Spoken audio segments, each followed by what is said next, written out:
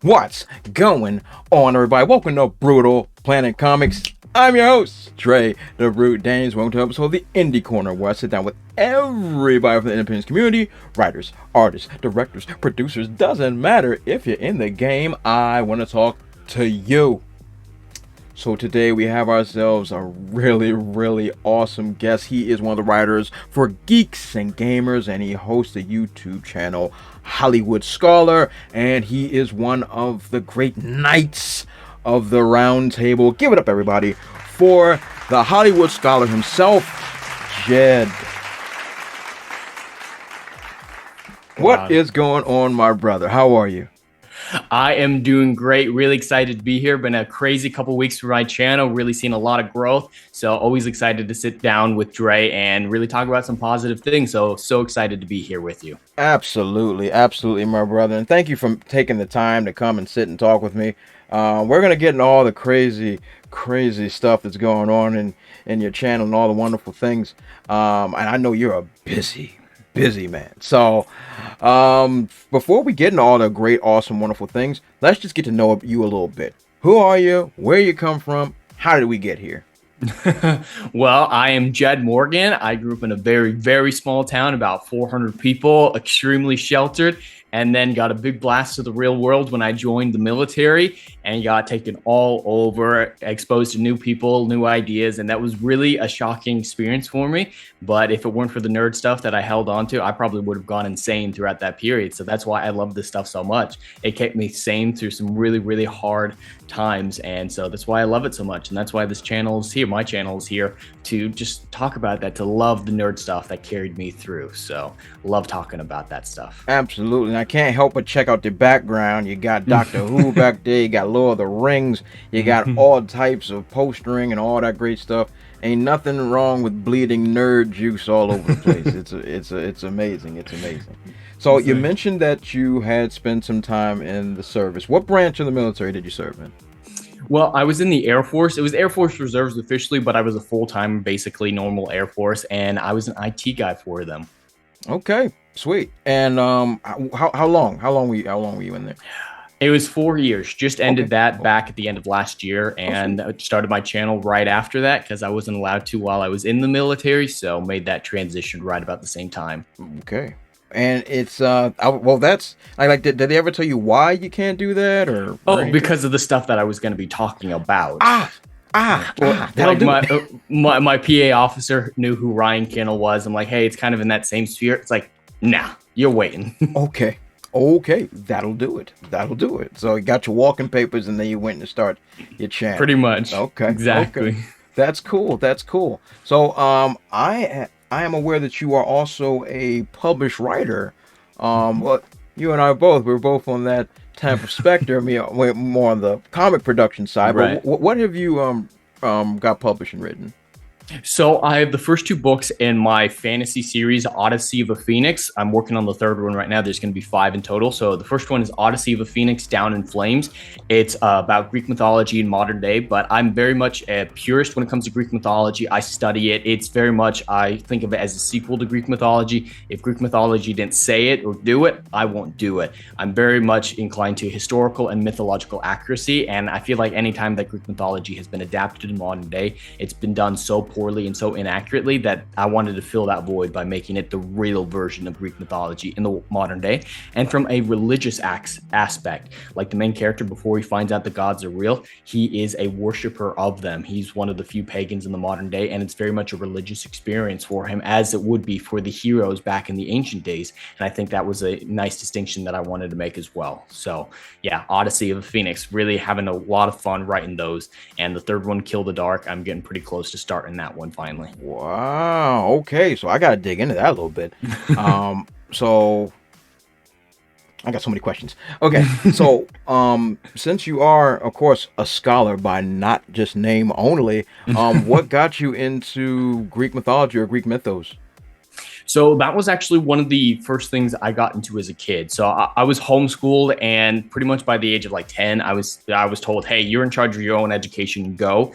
And it was a very religious upbringing. So I wasn't offered a whole lot of options when it came to current day reading or stuff like that. The one thing that we did have was the complete works of Homer. So when I was about 9 or 10, I read Homer for the first time, the Iliad and the Odyssey, and I just absolutely fell in love with it. Great story. I've read as many of those ancient tales as I could, even delving into some of the other stuff like Aristotle's Politics, Pluto, even stuff like Plutarch's works. I love everything ancient stuff like that. Those stories of those people are just some really fascinating stuff to me, and it's what carried me through a lot of those hard times before I got into the nerd sphere. The Greek mythology was my nerd stuff before I got into like Doctor Who and stuff like that from an early age. Oh, okay. Everybody has their own origin of how they got into nerddom. Me, of course, I was born with a Batman comic in my hand the moment I slid out the womb. So, but to see that your journey took place from a different angle is really cool. Mm-hmm. I like that. I mean, I'm a big fan of Greco-Roman mythos as well, and I enjoy those stories, and I believe that those are the stories in which our modern myths are built on. Absolutely. We don't get Superman and Batman and all them other characters without Zeus, Hades, Poseidon. Exactly. We don't get those the characters that we have today. Absolutely. So, when did you start writing this story? So this story I'd kind of been playing around with for a few years, but I started writing it beginning of 2019, I believe. And at the time, my writing was strictly film and television. So I wrote the first book as a season of television, 22 episode series first. And then when I wasn't able to sell that, I'm like, you know what? I've never tried a book. So I adapted it into a book and then wrote the second one as a book specifically. And that made a lot of improvements. It's a lot easier to write a book first. It always is. Yep. I wrote my comic series as both because I had too much time on my hands.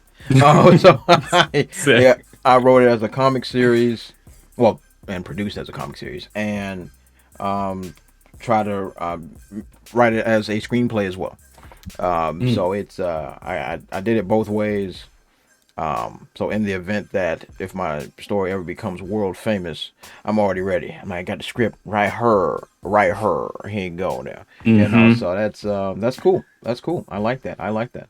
So you got your books cooking, you got out of the military, and you start the channel Hollywood Scholar. So what are you cooking up on there, my friend?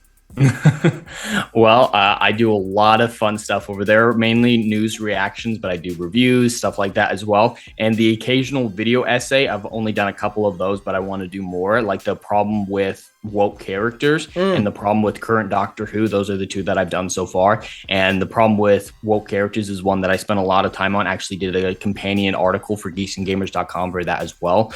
Really like breaking down the 3 points, in my opinion, of wokeness and just stuff like that. Really love delving into that. It's just hard to find time to write those videos. Those take quite a bit longer than my normal, like half an hour daily news reaction deals. Absolutely. So what inspired you to start, because usually tackling the news, especially in modern media, it can be, como se dice, dangerous work at times. So why take on the undertaking that so many other, like myself, I engage in that as well because I'm a crazy man and don't care about my well-being apparently. And right. So what inspired you to take on that type of undertaking? Well, partially because I'm a crazy man who don't care about my well-being either. That's definitely a part of it. But the other big part is news has always been an essential part of a society. Mythology, news, those are really important things to establishing the psyche of a society. And when there's corrupt media, it affects the society as a whole. That's why this entertainment thing that we're all into is really important because it affects the psyche of a society. And every healthy society in history has had good art. And so by getting into the news sphere as much as anything else in the entertainment, I'm trying to help make that change back towards healthy art because healthy art means healthy society. And that's just a need that I saw that I wanted to jump on and follow in the footsteps of my heroes like Ryan Kinnell, Gary Beekler from Nerdrotic, and of course, Jeremy from Geeks and Gamers, really trying to follow in their footsteps, at least in the news reactionary portion of things. And that's cool, man. And that it takes guts. It takes guts, and speaking as someone that's taken a lot of heat over the years for my opinions, well, or truth, or either way you want to spin it. It takes guts to stand up against the status quo, especially when the status quo is extremely aggressive and violent. It's always hard to stand up when everyone else is telling you to sit down. Always is. As the one thing like my grandmother told me, in which I think a lot of other people in my sphere have said, older folks, if you oh shoot, now I done forgot it. What is that? If you don't stand for something, you'll fall for anything. That's it. Mm, That's it. That's this is it. There it is. brilliant. English. All right, there it is. Yeah, if you don't stand for something, you'll fall for anything. Mm, And that's something that I've always held close to my heart because I believe that if there's something that is true, not someone's truth or my truth or their truth, but the truth, I believe it should be spoken, whether mhm, it's agreed upon or disagreed upon by the masses. But I believe, luckily for us, individuals that are in this sphere, I believe that the overwhelming majority of people agree with the stances that we make. Because most people are sane people. I'm gonna go on a limb. Say most people will see what's going on in media or whatever on a particular mhm, movie or a TV show, and everything is propaganda, woo woo woo, mhm, and they're immediately turned off from it. They're mhm, immediately turned off and then be like, you know what? I don't think I want to participate in this. You know what? I don't think I want to go see that movie. You know what? I don't think I'm going to watch that TV show. You know what? I don't think I'm going to give my money to this business. mhm. And I don't do this often. I have to applaud the American public for speaking finally with their dollars and cents. Because what good is me saying like, oh, I hate it, but then I still paid for it. Yeah. They don't care if you hate it or not, if you're still, wetting the whistle with a few dollars and coins. But the American public is finally, they come around. They've come around. We're slow, but once we catch on, it's like, you know what? I think I'm gonna stop giving my Mhm, hard-earned cash to this madness. mhm, And I'm really happy to see that in general, and to see that all these other companies that pushing all the propaganda and whatever, they're floundering, and mhm, maybe it might actually be a push that they need to make real change. So, mhm. sunrise, sunset. Well, the one event that's happened recently that's given me hope, like you're saying about in the sanity of the American people, is the whole situation with Rings of Power. That before that, I was like, all right, people are dumb. This is gonna be forever. This is gonna take forever. But the reaction to that has been so impressive to see that people just care so much about that franchise that they won't let this happen to Lord of the Rings like it happened to so many other places. And then of course there's Thor 4 as well, which when you do the math, 30% less people went to see it than went to see Ragnarok. And Ragnarok still made way more money than Love and Thunder at this point. So that's also a really good thing to see. But the Rings of Power one has just really restored my faith in humanity because they really are fighting fire with that one. Once in And a I love to while, see it. humans come through. Once in a while. Once in And you know what? one. I'm glad to see it too.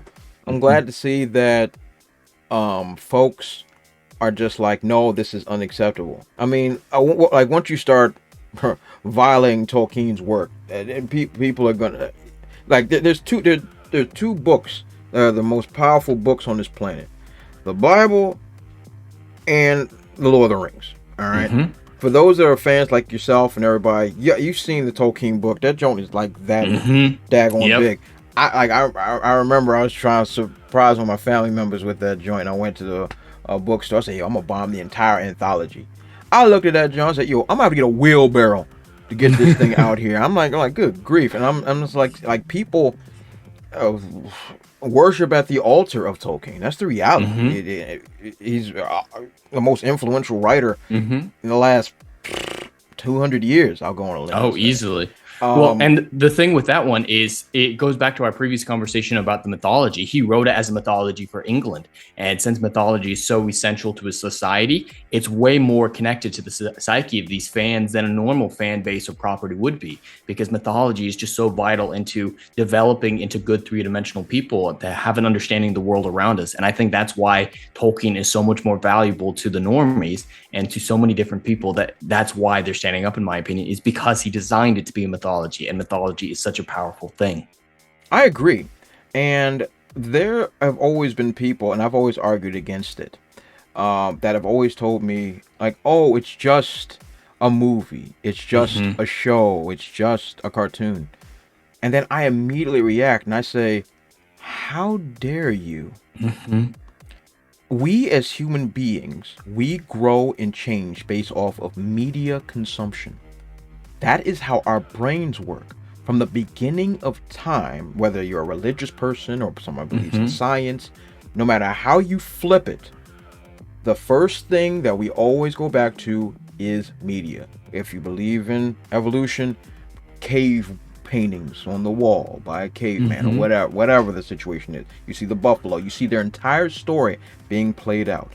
If you're a religious person, the Bible is a historic media book. Mm-hmm. Whether you believe it or not, or whatever the case may be, it is a chronological time period of things that's happened, and everybody has based something off of that book. Everything.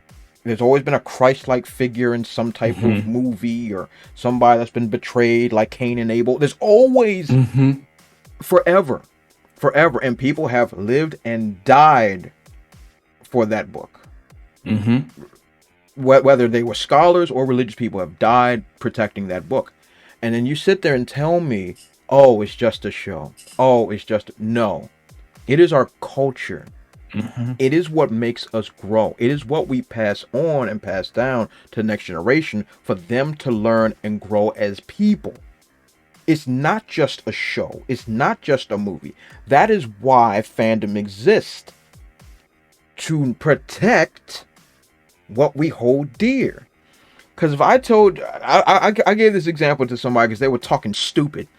And I said, what if you made a biographical book about your mother and all the wonderful things she did and all the great things. 30 something years later, I get rights to that book about your mom. And I decide to change her life story. I decide to move things around to fit my narrative of what I believe your mom should represent today. They almost hit me off of that hypothetical. Mm-hmm. All of that hypothetical about if you wrote a book about your mom and I took it and then butchered it and made it into my own story, you're willing to hit me in the face. Don't you get it? It's the exact same Mm-hmm. thing. There's a property that I have attached my life to, or my life work, or my fundamentals, or my belief system to. Mm-hmm. You're now going to take it, rape it in front of me, and then tell me if you don't like it, there's something wrong with you, and you're a bigot, and you're a racist, and you're a phobe, and you're gonna do all these terrible things because I don't like what you've done to my life. That's a brilliant analogy. I love that. I'm going to be using that. You may have it, Jed. You may have it. I'll lend that one to you. I might need it back at some point. Thank you. But Okay. I'll lend it to you. And that's just one of the things because it's like when you break it down to lifestyle, Mm-hmm. you can't help but react like, oh, I get it. Oh, this is your life. Yes. Glad I got that off my chest. But yeah, so tell me. So you've been running Hollywood Scholar for about a year now, right? About a year? Getting close. About a year now. So has there been any cataclysmic events that have happened? I know rumors of one, but is anything going on right now that you're trying to contend with? Well, there have been several cataclysmic events over the short lifespan of my channel, but the recent one is by far the biggest, and that is all surrounding my Prey review. I nearly didn't review it. Like a few days beforehand, I was just like, well, I don't think it's going to be big enough. Like, no one's going to be talking about this movie. It's a streaming movie. I don't really feel like talking about it. You know, who cares? But on the website for geeksandgamers.com, no one else wanted it either, and we had to do it. So it's like, you know what? The first Predator movie is one of the greatest action movies out of for 100%. I'll watch it. I'll watch it. So it was a really last minute decision because I didn't think it would be big enough. Oh boy, was I wrong. It's now my second highest performing video on YouTube. I would not have predicted this. It's But crazy how things just fall in line sometimes. You'd be like, I'll just do it. And they're like, oh, wait a minute. Whoops. All right. Oh, the plan's exploding. Oh, okay. Oh, my world's ending. All right then. So that's, but that's good that um, stuck to your guns and went for it anyway. So there are rumblings of controversies. Don't need to go into all of it here, but see that you are, still standing tough and strong despite crazy people trying to deter you from, doing your job and doing your work and doing things that matter. Because as I always like to say, if people are trying to do everything to destroy you and you're doing what's right, that means you're keeping good company. Because it's hard for people to understand what your end goal is, and your end goal is not to ruin your fun. It's to shed light on an atrocity or Absolutely. something that you disagree with, or things that don't need to be focused on. Matter of fact, next week I'm gonna be dropping a video on woke marketing. Definitely need to talk about that. It's the reality of the situation. It's why film is dying. It's woke marketing.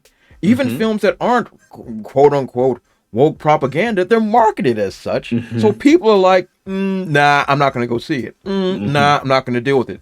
And the fact of the matter is that they're gonna keep pushing that nonsense until the end of time.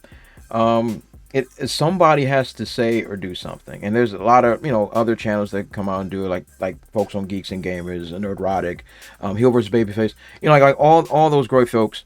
They do it too, and because it's important to save your culture. And I don't think anybody, no, I won't. No, they definitely think about it because we're dealing with crazy people. But I think that they don't understand how much culture means to the nerddom. Jed, you might not have been around back then, but years back, being a nerd was almost a death sentence. Back in the day, back when I was young, and like when other people were young, like nerd culture was like, you do that, you're into that, no, I'm not dating you. Like that was a thing. Yep. That existed. I've seen old movies. Yeah, it was a thing that existed, and to this day, a lot of us that lived during that time, it's like, wait a minute, what's happening? All of the stuff that we were called nerds and whatever, and exiled from our people. Now this, not only is it mainstream, now you're going to take it from me, and then butcher it. No, sir. No, this is our culture. This is what we stand for. This is what we believe in. So that's, but it's good that you're in that sphere. We need more folks like you, that's standing up and speaking from a different perspective as well, from a different generation you're speaking from. So you can see, and show your generation, like, hey, it's not just old fogies that are saying this. It's people that understand how quality works and how culture works and how our stories are supposed to churn butter. And this is not the way. So that's really good. Definitely different generation, because my earliest memory, I have a specific earliest memory, and Iron Man 1 was already out by then. Oh my. Yeah. Yeah, that'll be it's a different generation right there. Yeah, just a little bit. Still technically a 90s baby, but don't remember the 90s at all. Back end. Very back end, like days. Days. Well, but that's good. It's good that you can see that what older folks are just like, we're not just with our cane shaking, it's like hey, look, we understand where this stuff comes from, because this was our culture and now it's being butchered. But that's cool. Part of why I chose the name. So the name, a lot of people come after me with the name. They're like, oh, so you're an expert on Hollywood? No, that's not what scholar actually means. The archaic definition of scholar actually means student of. Yes, so, exactly. That's the Greek word. Yeah. Exactly. So I endeavored to be a student of old Hollywood. That's kind of what it derives from. So I've studied a lot of old movies. Just watched Clash of the Titans for the first time. The original Clash of the Titans. Wow. Look at you. Yeah, just a few weeks ago for Adam's Sci-Fi and Fantasy Saturdays a few weeks ago. It's now one of my favorite movies ever. But like even older stuff like The Seven Samurai, Magnificent Seven is one of my favorite movies ever. And yeah, just diving back into that old stuff and realizing the quality that existed in the writing. Back then they didn't have the technology we do now, but they had the writing that we don't have now. And I would much prefer good writing to good technology. And that seems like the pendulum swing that happened in Hollywood these days is they hyper-focused on making things look good, that they forgot the content, the spirit of the story is what matters more and what makes something timeless. Avatar, people love the original Avatar because it was pretty, but that story will not be timeless. It's Dances with Wolves. That's what it is. I 100% agree. I don't even like the story that much. I don't even, like, the visuals are great, but I do not like the story. What the heck is unobtainium? Stupid. But anyway, yes, you're absolutely correct. Everything you're saying is correct, and what you say I resonate with very well. My wife, I've been exposing her to a lot of movies because she didn't grow up with a whole lot of film. And I've been first I went through the classics, Casablanca, Madam X. If you've never seen Madam X, Joan Crawford, 1940. I think I've seen it. Yeah, Madam X, great film. Madam X, Bad Seed, great film. Love My Fair Lady. That's one of my favorites from that era. Birds. Oh yeah, love Birds. One of the craziest I went through an Alfred Hitchcock month with her, and just went through a whole lot of stuff. Citizen Kane. List goes on and on and on. And I was explaining to her, this is what real film is, because once again, you cannot hide behind visual effects. You cannot blind the eye with fancy toys. You have to be good. There is no ifs, ands, or buts. If you're trash, you're gonna be shown the door. You have to bring quality to the table, or you're going to be shown your walking papers. See? Now get on out of here. You know what I mean? It's over. And so that's why I really appreciate all those old films, because one, they set the groundwork for what real film is. Not flashy colors, not one-liner quips or a blue screen that can do anything. No, you actually had somebody with skill, ability, musical talent, all types of things that had to go into that. And like me, I'm not even a musical guy, but there's this movie called Seven Wives or Seven Brothers. I love that movie. You like that movie? Yeah, it's a great movie. I like that movie. The Crying Women song. Great song. No, I love that movie. It's a great song. Great movie. No one's seen that. I've never met another person outside of my family who's seen that. Oh yeah. I'm like, don't let this green screen fool you. There's so many movies out there. And it's all type, like, cause like these are movies from my father's era and all the way up. So we used to have all the black and whites, so we can watch all of them back to back to back. Chitty Chitty Bang Bang, all them other joints. Cat Ballou, like films, real films, things that matter. Is my wall falling apart? Yeah, probably. They felt like art. You felt smarter after watching them. You felt fulfilled, artistically and intellectually fulfilled after watching an experience like that.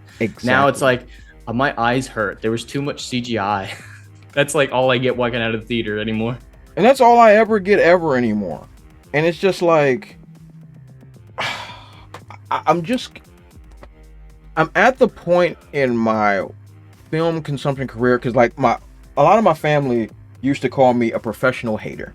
All right, so like I'd go to a movie and like, that's trash. Like, nope, that's trash. Nope, that's trash. And they're like, hey, you think everything's trash?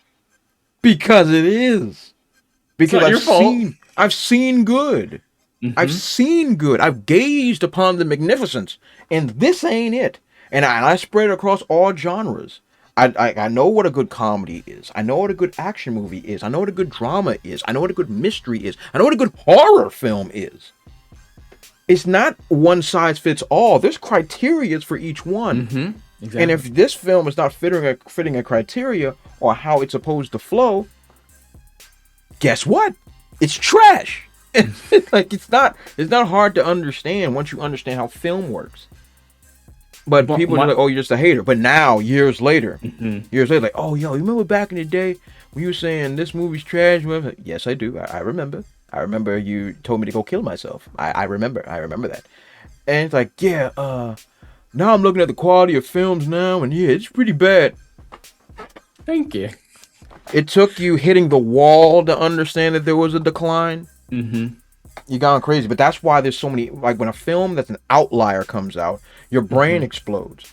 Like Dark Knight is one of my favorite movies of all time. That joint's up there. That joint's on my Mount Rushmore with like Citizen Kane and stuff like that. Like that joint's on my Mount Rushmore of some of the greatest cinema of all time. Atmosphere, writing, dialogue, acting, consequences. It's amazing. It's amazing. Amazing. Absolutely.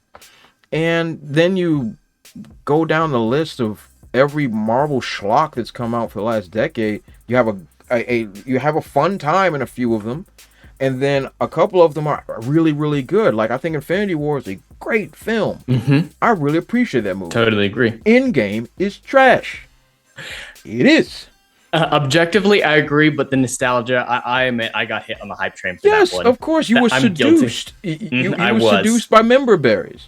Because they had nothing else. Because if you were to follow the Infinity Saga, which I have right there, if you follow the Infinity Saga, just follow that book, the junk would have ended beautifully. But no, we had to go and get lazy and use time travel in the weirdest way possible. You violate the own rules of your own universe that you've established.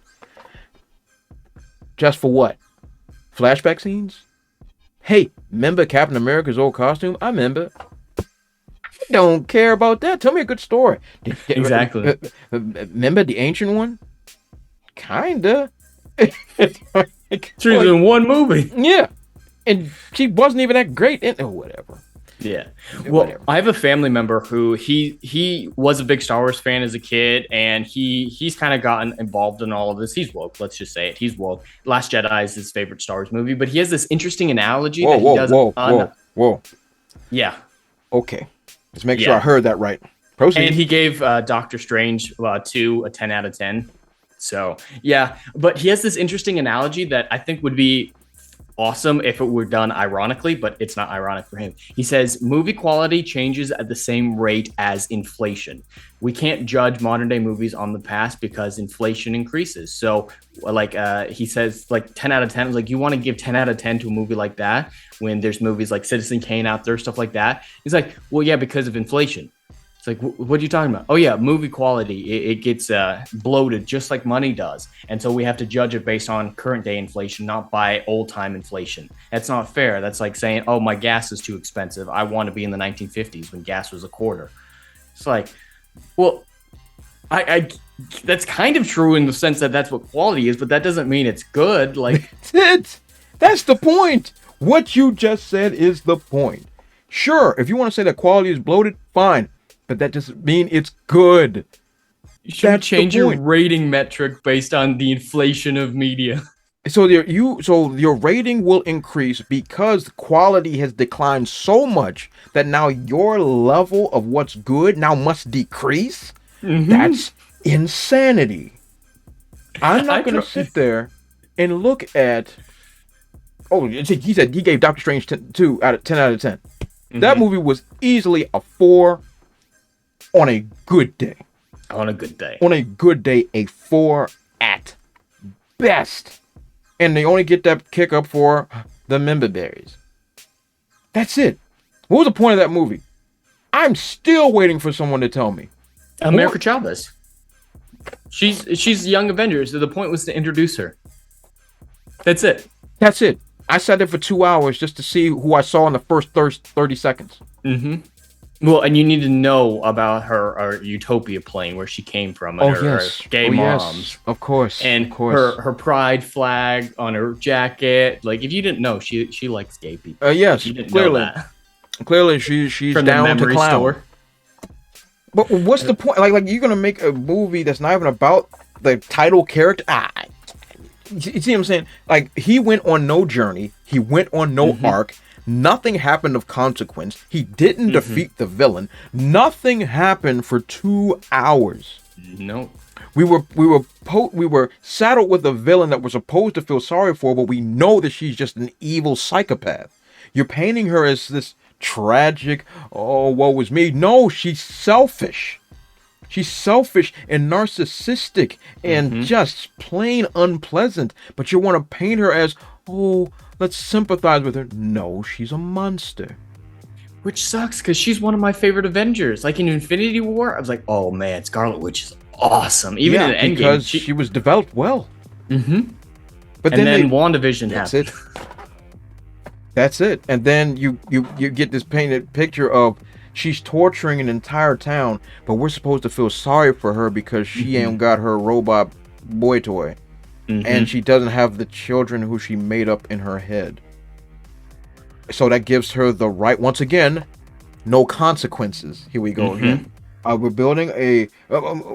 what is the quality value of that? Imagine the quality value. If let's just take it for the target audience that's supposed to be, and they're supposed to be young girls. I am a young girl, 12, 13 years old, and I'm watching WandaVision.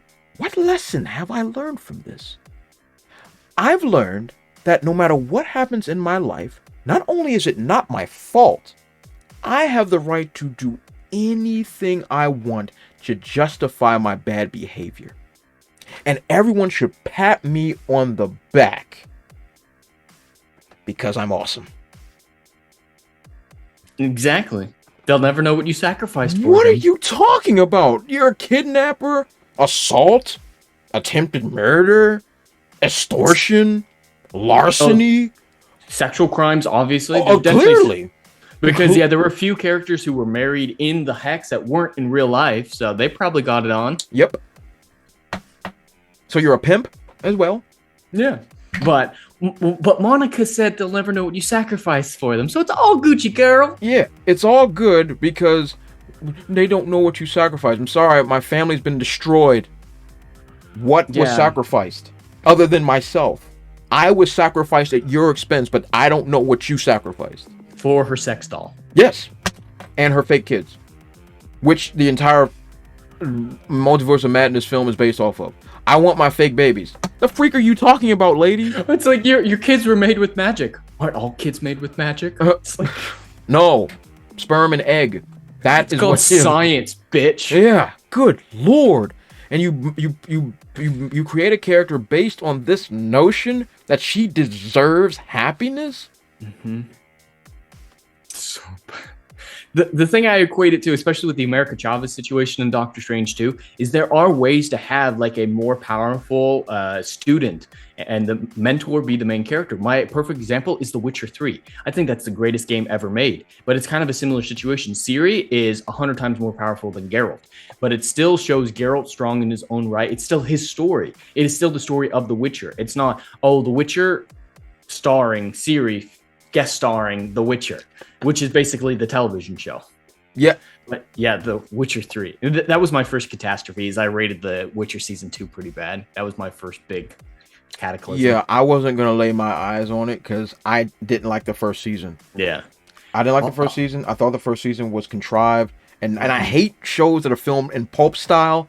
I hate that. Like, oh, it's over here. Oh, wait, no, something's happening over here. Oh, wait, something's over here. It's all going to come together. No, it's not. And it didn't. Yeah. The big thing for me was the action. Season 1 had some good action. That was about it. Like the fight sequence in episode 1 with Geralt and those henchmen, that's pretty amazing in my opinion. But besides that, yeah. But season 2, I've read all the books. I played all the games. I'm very well versed in this world. And what they did to Ciri was the greatest time. Not what they did to Geralt. What they did to Ciri was the greatest crime of season 2 because she is a tortured character. Like by this point, she's been raped, she's been trafficked, she's been a slave, she's been kidnapped, she's been beaten. She is one of the most tortured characters, but she still comes out on top. She fights through it all, and that's where her strength comes from, is her endurance through it all. And then she becomes one of the most powerful beings in creation when the multiverse stuff starts happening. Like, she is immensely powerful, and she earns it more than anyone should have to. And that's why we love her as a character, because she is so strong. She is a strong female character in a good sense of the phrase. And in Witcher season 2, she's just like, I don't like have to struggle at all, and I'm like amazeballs, and like my powers don't mean I'm like a ninja, but this obstacle course, I'm like a ninja on this obstacle course. It's like, no, you missed the point of Ciri. You missed the point. You missed the feminist point of Ciri, because yeah, she's abused by so many men. She's beaten. She's horrifically abused, and then she comes out stronger because of it. You missed the point, you missed the message, and you even went against what you were trying to accomplish with her character. That's what pissed me off the most about season 2. But that's the way it all goes. Everyone's a girl boss. There are no more lady role models. I'm not even going to use that term. I'm just going to use the term role models. There's none. I wanted to be Ellen Ripley when I was a kid. I thought she was cool. I wanted to be Sarah Connor. Oh God, I love Sarah. Because she was cool. Because she handled her business. I don't know what it is, but I am so attracted to her in T2. Like, it's like, yes, yeah. Like, I don't get what it is, but I just like, I love her. You know what, Jed? I'm going to explain it to you. I'm about to blow your mind. Even though she looks as butch as a daggone, what's that, lawnmower, her energy, her cool factor, you see right past all of it. And you see all the amazing things she's doing because she's earned it, and that she has the drive to succeed, and her cunning. All that butchness melts away, and all you see is, oh my God, she's powerful. That's all you see. And then you're like, you know what? She will be mine. That's just how it works. It just happens that way. I went through it. I went for Ellen Ripley. I went through it. Sigourney Weaver, to me, was not a very attractive lady, but seeing how all the cool things she does and all that great stuff, I'm like, I'll make an exception. You know, it's like, it's that. It's because we're now invested in who they are, not what they look like. Well written. That's the big thing. Like, that's been the weirdest criticism of my Prey review. It's like, oh yeah, if Terminator 2 or Alien came out today, you'd hate it because it's a female protagonist. That's the only reason you hate Prey. It's like, got nothing to do with the female. Those characters were well written back in the day. That's all I'm asking for. Like, the main character Prey, I think she's horrifically written, and that's one of my biggest problems with the movie. And that's the difference. It's not female protagonist. I can list off dozens of examples of favorite female characters, favorite diverse characters. That has nothing to do with that. It's about their well writing. My favorite movie of last year was Last Night in Soho. That has no testosterone in that movie at all. I mean, I love Matt Smith, but he's not exactly a pillar of masculinity. Nope, he is not. I love that movie so much. It's one of my favorite movies from the past 10 years. And that doesn't matter, though. No, because we don't see things via color or creed or race or gender. We see quality. That's it. It's not so hard. Oh, if it was a woman. Yeah, it's simple. Like, oh, is it good? No. Moving on. But my thing is, like, now everything is so, for the last few years now anyway, everything is so like, oh, if you don't like it, that means you're a ist or a fool. Like, no, I've got no problem with a lady protagonist. Is she well written? That doesn't matter. No, it does. Like, it's about representation. No, matters. It's not. It's about, if you want to represent me, do me right. That's all I think that's all anybody ever wants. But people, the normies, are they've been conditioned to see every time a woman's on screen is about to be some woke nonsense, that they are now turned off the moment a lady protagonist is on screen, because you have now conditioned the people that every time there's a lady on screen, she's about to be Yas Queen Slay. It's the same way they train rats. It's operant conditioning. You see a female protagonist, you're about to get zapped. Yep. You're about to be told how bad you are for having a penis. Like, you know it's coming. The moment you see, like, oh, here we go. Like, I've seen people that's not even in our sphere, and I just see them just like, and it could be I've seen do it for like commercials. Like, a commercial would come on, and this is like my wife is a normie. She's not into nerd culture. I expose her to these things. And even the moment a lady comes on screen and with a movie and you see her throwing a 200-pound man around and stuff, she rolls her eyes. She's like, That's not real. Like she's conditioned to the point that, okay, here comes a lady. Let me guess, she's the best. Mm-hmm. Well, they brought this on themselves. They've built this monster, and now they have to sleep with it. You're right. It does far more harm than good to the causes they seem to champion, because if they operate like this, where they condition the fans to be turned off by stuff like that, the fans aren't going to be attracted to the good versions of that stuff. Like I've always said, I've done research in mythology all across the world, and African mythology has some of the most fascinating I've ever seen, some of the most unique. But we're never going to see it. And if we ever do, people are just going to be like, oh, this is going to be Black Panther again. Exactly. And they're going to be turned off by it. And it does far more harm than good, because African mythology movie could be so fucking cool. Yeah. I'm not allowed to make that these days because I'm not black. But if I were allowed to, I'm very pale. But like, if I were allowed to, I'd fucking love to make a movie about African mythology. But that's cultural appropriation. But it's just so many cool stories out of there that they're harming these cultures that they seem to champion. And it's the bigotry of low expectations, like Gary from Neurotic puts it. They're not good enough to stand on their own. And that's horrifically racist, in my opinion. 100%. So all these great characters that were diverse in the past, they're getting retroactively harmed by this as well. And that sucks. That is an affront. I'm offended on their behalf. It's the one time that's okay. Yeah, I'll allow it. I'll allow it. Yeah. And it's just sad, but I mean, that's what it takes. Like channels like yourselves and other folks to expose what it is, and because like especially with your generation and the generation after you, they don't know anything. All they know is that this is what it's supposed to be. But if you open their eyes to something far greater, then they're like, oh, wait a minute, this stirs something within my tummy. I'm invested. A funny thing happened. Me and my wife, we got back in town. I'm from New York. I'm gonna share this with you. And everybody's been talking. The Kate Bush "Run Up That Hill" song is, made its popularity back because of Stranger Things or whatever. And I was exposed to this song by a cover many years ago by this group called Placebo. And this group their song, their "Running Up the Hill" version, was used in a wrestling promo for Shawn Michaels versus The Undertaker in WrestleMania 26. And that's when I first discovered that song. Right? I said, baby, I'm gonna show you this promo. It's like 5 minutes long.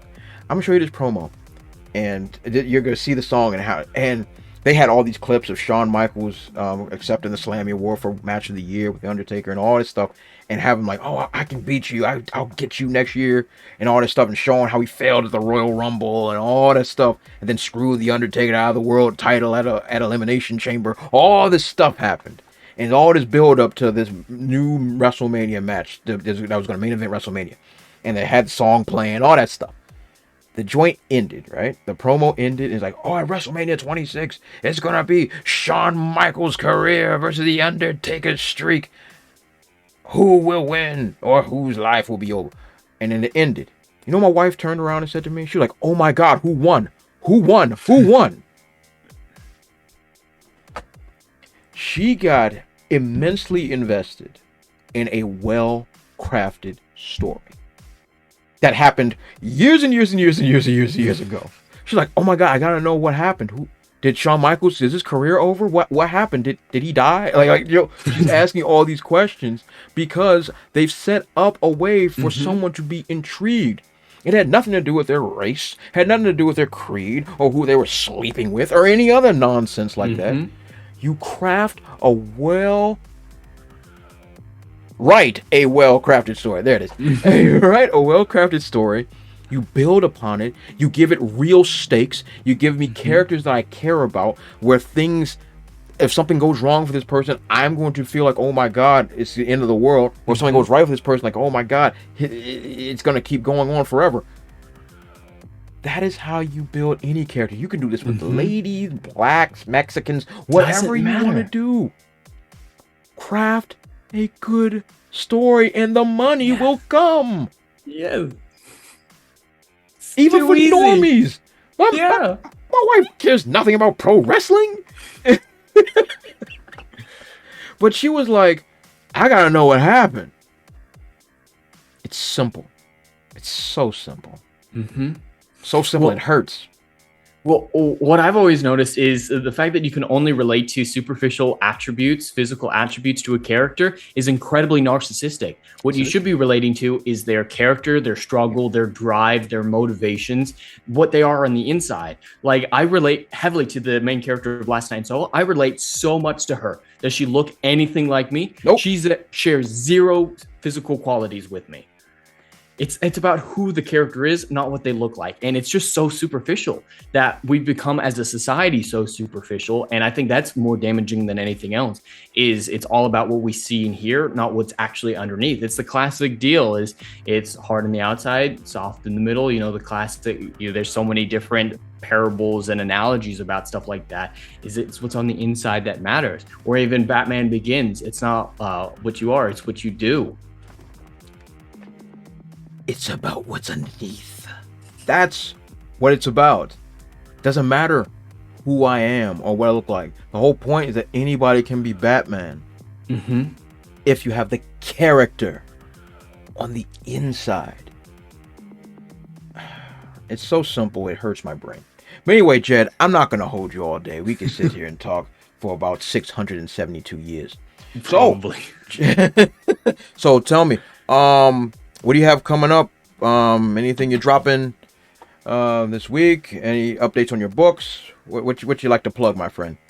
So for right now, it's just my daily videos. I'm going to have something out every day, 12 p.m. Pacific time every day. And just check out for those videos. Most of my live streams have been canceled for this upcoming week due to the Vegas meetup, Friday Night Tights meetup, which I will be at in Vegas. Going to have a lot of fun over there with all the Geeks and Gamers Nerdrotic folks and stuff like that. So yeah, most of my live streams have been canceled due to that. But otherwise, yeah, just check out Hollywood Scholar on YouTube for those daily videos. Awesome.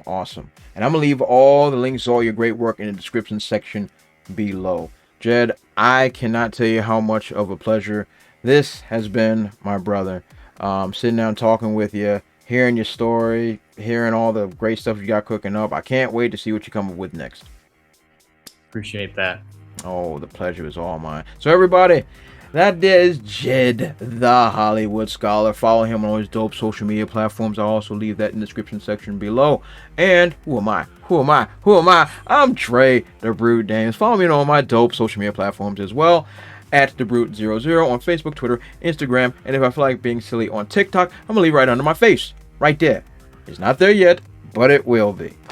So that's all I got for today. Don't forget to like, comment, subscribe, and share the video. You all have been awesome, and I'll catch you all next time. Also, if you want to support my channel, check out spinwiz.com or download the SpinWiz app and check out my comic series Trouble. It was written with a lot of love, and it was definitely my favorite comic series to write. I've also written it in English and in Spanish, so whatever floats your boat, I got it for you. Thanks again, and check it out.